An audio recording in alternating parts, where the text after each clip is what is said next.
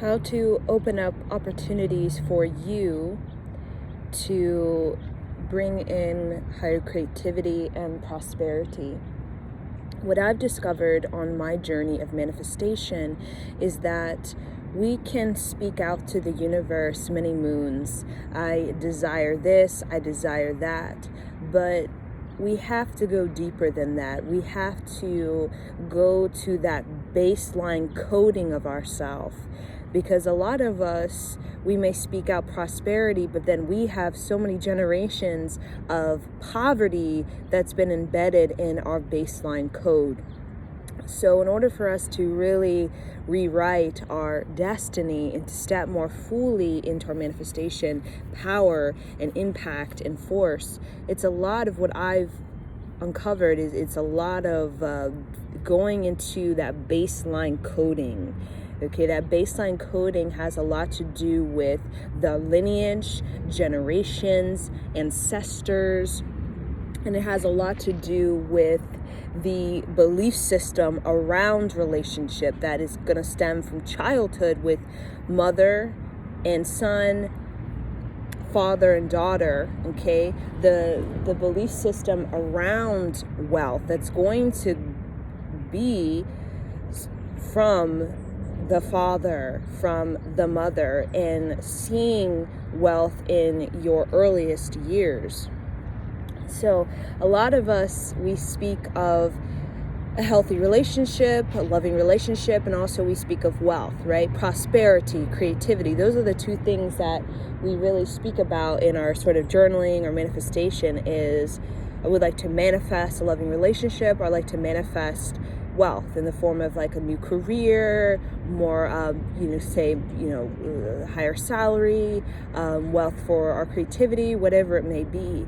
But we have heavy belief systems about relationships that a lot of times we're in this relationship wheel and we don't even realize that we're in it, that we're attracting the same type of people, the same type of situations, and, having the same kind of results and feeling frustrated, because we got to go deeper. And a lot of times, we got to go to the soul food. I like to say the soul food, which is that inner child healing, right? Whenever we're doing, soul food, it's the most childlike, imaginative, very innocent place within ourselves.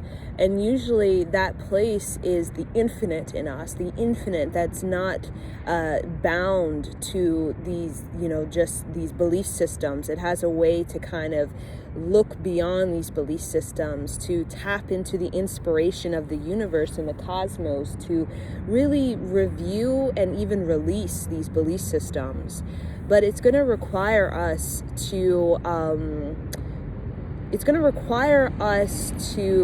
participate in the new belief system.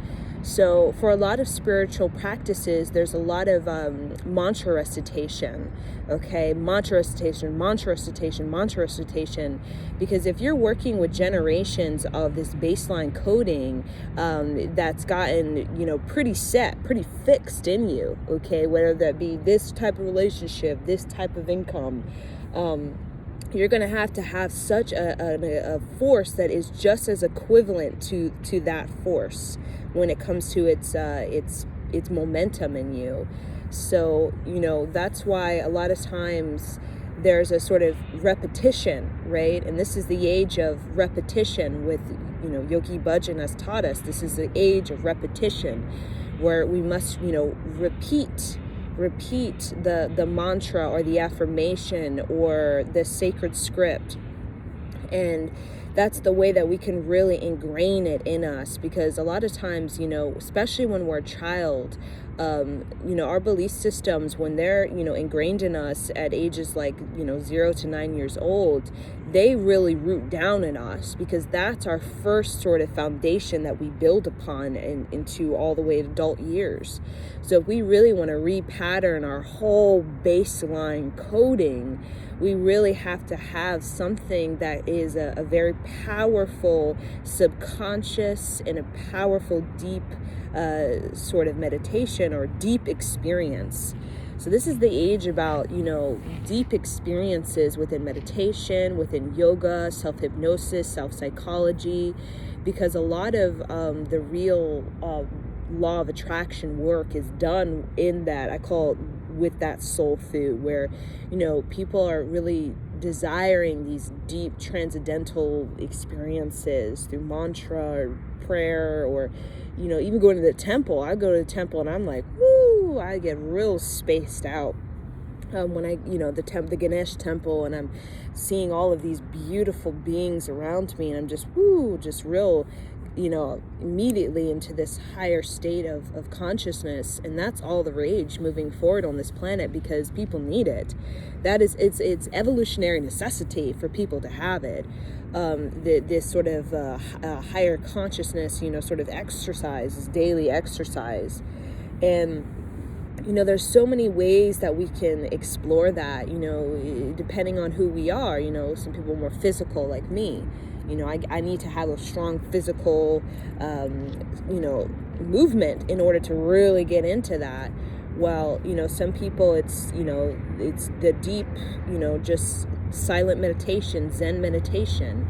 Or some people, they love the mantra recitation. Or some people, they love to be in the community in the Ganesh temple, and that's their kind of way of, opening up, right?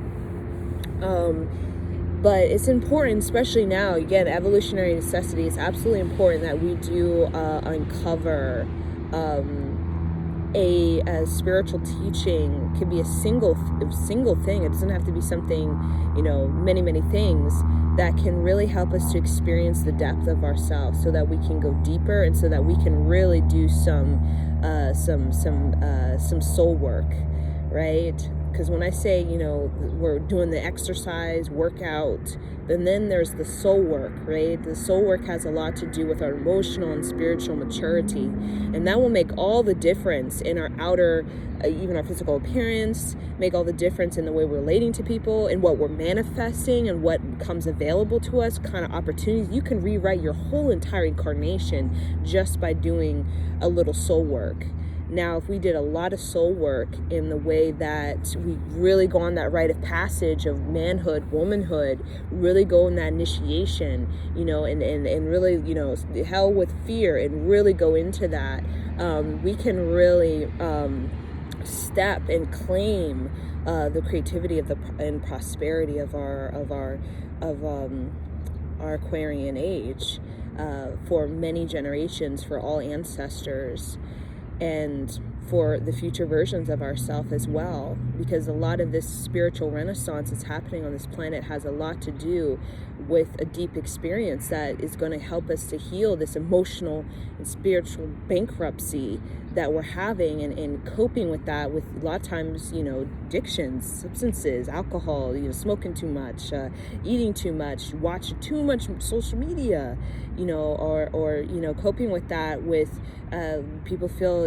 apathy or depressed, or they don't feel right in their mind, so they're getting these prescription medications, all these type of things, a way to kind of cope with that emotional and spiritual bankruptcy, that has a lot of people, feeling like they don't belong, feeling alone, feeling just not like themselves, right? Feeling imbalanced, even chemically, hormonally imbalanced, because of that deep subconscious baseline coding so very much wants to be repatterned, so very much.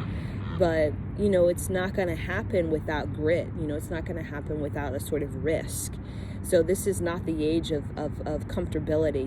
It's like this is not the age of the frog in the well. This is the age of stepping into reality and releasing the non-realities that we've been participating in for generations, right? That our ancestors had to kind of put up with, right? Because it was kind of forced upon us in many ways. It can appear forced upon us, but the greatest sort of shield, right, protection, defense, is about the ability to know the difference instinctually, but also very clear in your mind what is reality and what is non-reality, right? And a non-reality is like this I don't, you're not getting energy and you're not getting momentum from your existence, from your thoughts, from your your feelings, from your your habits, your routine, your mindset, right? And when we gain energy, we are gaining creative movement, right? And that creative movement is our momentum, right? When we think of our greatest legacy, it is the creative movement that creates a momentum for future generations to step into their creative movement, right? It's a continuity. And a lot of the law of attraction is about your experience of the infinite and your experience of breaking down fear and your experience of going through that rite of passage of manhood and womanhood. So many things that we're doing as we're being initiated by our ancestors and by the divine.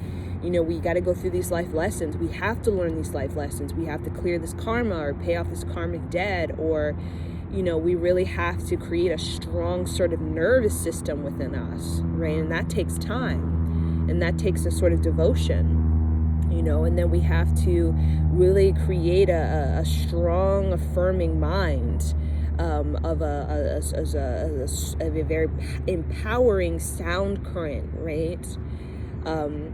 And again, we've been taught, I guess, in our dark age that we're still in, patriarchal dark age, to not give so much to the spiritual and emotional, especially in the West. The East is then the sort of creators of the kind of spiritual teachings that we have today in the West. And we're starting to understand on this planet, regardless of what geographic region, West, East, that what spiritually grows materially shows. And all of us, regardless of where we are, there's a sort of spiritual and emotional maturity that the Pleiadians especially are really trying to help us with, and it has a lot to do with a deep experience of ourself, right? And not fearing these deep experiences within ourself, and through having that deep experience, really reclaiming our dignity, our self-worth, our self-esteem, really getting into this wholeness within ourself, right? Really stepping into our creativity without fear. And I think in order for us to really do that, we have to go out into this planet Earth in a sort of warrior training, in a sort of warrior practice. We need to look at, either relocating, changing jobs, relationships, going back to school, whatever it is. We have to see it as our warrior training, because all of that we're doing, even, simplest changes or that we're doing consciously to bring about more of a fruitful result for ourselves, is all strengthening our sort of broken sort of foundation that we may have, that's carrying a belief system, deep rooted belief system that has us only kind of connecting with the finite and not really looking at the infinite. Like expanders for me that really kind of crack the code, right, from the finite to the infinite, because we look to so much of what we see, like what this person has, what this person did, and not realizing that the people that really tapped into the infinite, that brought, generational wealth, or, especially a creative renaissance, okay, not so much generational wealth, but who brought a creative renaissance. A lot of them were streaming energy, clean energy from the infinite, and we're holding that in a devotional way, as a prayer, as a this is all I got, I'm gonna just go for it, such as Dr. Seuss, J.K. Rowling, my kind of examples, so many, but they used that channel of the divine that they opened up to really anchor in them more of a cosmic understanding of who I am and what I can do on this earth.